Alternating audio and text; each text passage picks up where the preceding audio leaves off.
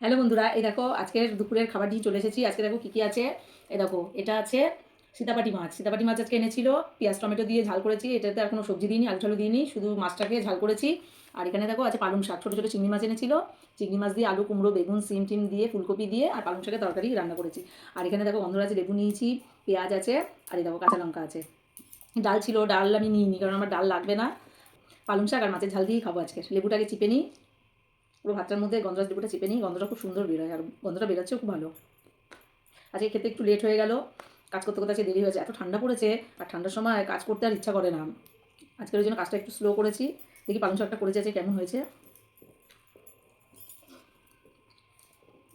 খুব ভালো হয়েছে, পালং চিংড়ি মাছ যাতে পড়ে তাতেই খুব ভালো হয়। আর প্রত্যেকদিন আমার একটু পেঁয়াজ আর কাঁচা লঙ্কা লাগে, তরকারিতে আমি একটু ঝাল কম দিই, সেই জন্য কাঁচা লঙ্কাটা পরে আমি আবার নিই।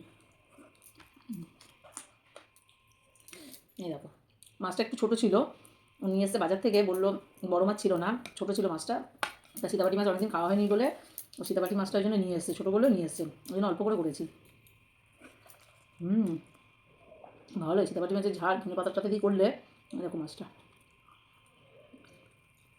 স্বাদ আছে ভালো। মাছটা ছোটো হলে কী হবে, মাছটা ভালো টেস্ট রয়েছে।